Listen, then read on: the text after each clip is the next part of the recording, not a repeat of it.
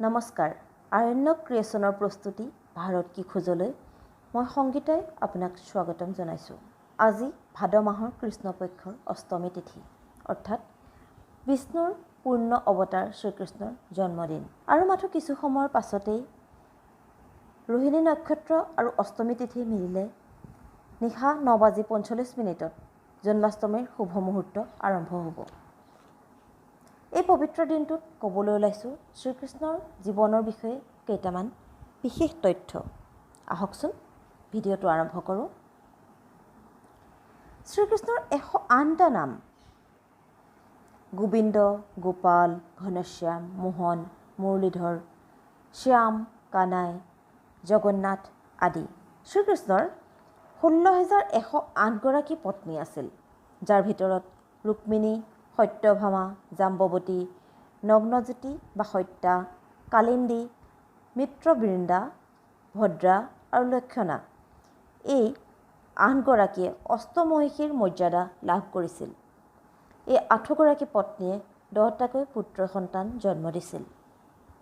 শ্ৰীকৃষ্ণই গুৰু সান্দীপনীৰ ওচৰত আনুষ্ঠানিক শিক্ষা গ্ৰহণ কৰিছিল আৰু শিক্ষা গ্ৰহণৰ অন্তত গুৰু দক্ষিণা হিচাপে মৃত গুৰুপুত্ৰক জীৱন দান দিছিল।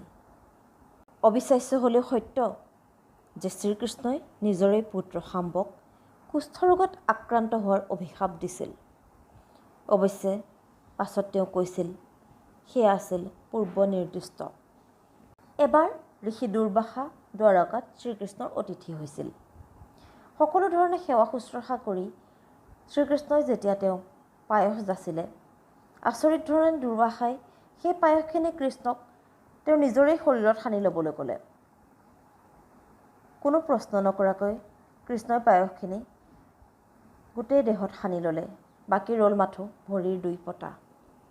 খঙাল ঋষিয়ে অভিশাপ দিলে ভৰিৰ পতা দুৰ্বল হৈ ৰ'ব কৃষ্ণৰ। যদুবংশ ধ্বংসৰ গৰাহত পৰাৰ সময়ত এজোপা গছত আউজি বহি থকা কৃষ্ণক জৰা নামৰ ব্যাধে ভৰিৰ পতাতেই কাঢ় মাৰিছিল। শ্ৰীকৃষ্ণৰ মৃত্যুৰ সৈতে সংযুক্ত হৈ আছে আন এক অভিশাপো। কুৰুক্ষেত্ৰৰ যুদ্ধৰ অন্তত নিজৰ 100 পুত্ৰক হেৰুৱাই দুখত ভাগি পৰা গান্ধাৰীয়ে শ্ৰীকৃষ্ণক অভিশাপ দিছিল যে কুৰুবংশৰ দৰে যদুবংশও ধ্বংস হ'ব। সেই অনুসৰি কুৰুক্ষেত্ৰৰ যুদ্ধৰ 34 বছৰৰ পাছত যদুবংশ ধ্বংস হৈছিল আৰু শ্ৰীকৃষ্ণয়ো মৃত্যুবৰণ কৰিছিল। শ্ৰীকৃষ্ণৰ জন্ম হৈছিল মথুৰাত, শৈশৱ গোকুলত আৰু কৈশোৰ অতিবাহিত হৈছিল বৃন্দাবনত। মথুৰাৰ ৰাজ্য তেওঁ দ্বাৰকালৈ তুলি নিছিল। কুৰুক্ষেত্ৰত সংঘটিত হোৱা ধৰ্ম অধৰ্মৰ যুদ্ধত কৃষ্ণ আছিল অৰ্জুনৰ ৰথৰ সাৰথি আৰু তেওঁৰ মৃত্যু হৈছিল প্ৰভাসত। শ্ৰীকৃষ্ণৰ জীৱন পৰিক্ৰমাৰ সৈতে জড়িত এই প্ৰত্যেকখন ঠায়েই হিন্দু ধৰ্মাৱলম্বীসকলৰ বাবে একোখন তীৰ্থস্থান। শ্ৰীকৃষ্ণৰ মৃত্যুৰ পাছত সমুদ্ৰত জাহ গৈছিল দ্বাৰকা। ইতিমধ্যে জলমগ্ন দ্বাৰকা নগৰীৰ সন্ধান পোৱা গৈছে। আজিলৈ ইমানেই। ভিডিঅ'টো কেনে পালে কমেণ্ট কৰি নিশ্চয় জনাব। অনুগ্ৰহ কৰি লাইক, শ্বেয়াৰ আৰু ছাবস্ক্ৰাইব কৰিব আৰু বেল আইকনটো টিপিবলৈ নাপাহৰিব দেই। ধন্যবাদ।